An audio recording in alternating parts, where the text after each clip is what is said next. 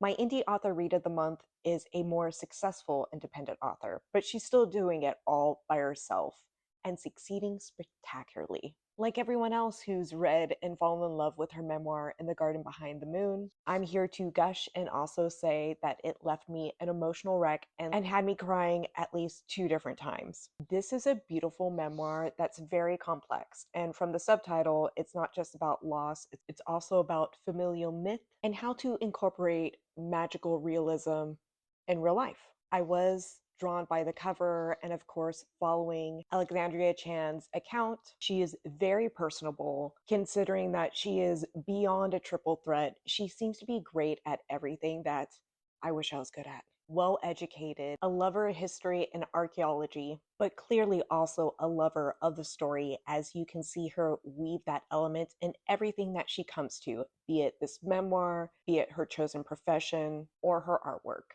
What I really liked about this book is that it is glossy, so it had that smell. And it's not just that the smell's appealing. You can tell she went with a more glossy finish because she includes images of her family and also the artwork that helps her to tell the story. As someone who lost their father a few years ago and tends to bottle things up in the most unhealthy-ish of ways, I definitely thought I wasn't going to be affected, so should be no surprise that the waterworks started. This is a great book for those who have yet to grieve the loss of their parents, for those who are stunted like me, and for those who are just starting that horrible journey. One of the things that the book actually helped me feel a lot better about is everything that's going down politically, because part of this takes place during the first presidency. So her outrage and her activism, definitely something that I needed for these end times. And it's not just her life that's extraordinary. Her father and her grandfather, who are part of the focus of this multi-generational tale, astounding.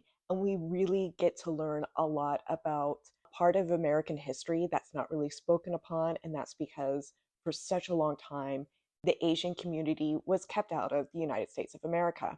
So we see a little bit of the fallout and how her family made a way for themselves in Georgia. And the references that she has in here spans everything, which I thoroughly enjoyed. It helped to put into context a lot of books that I've already read, like this nonfiction novel about the only empress officially, unofficially of China. It is the fall of this monarchy that starts her family's journey to the United States as her grandfather has to escape a death sentence.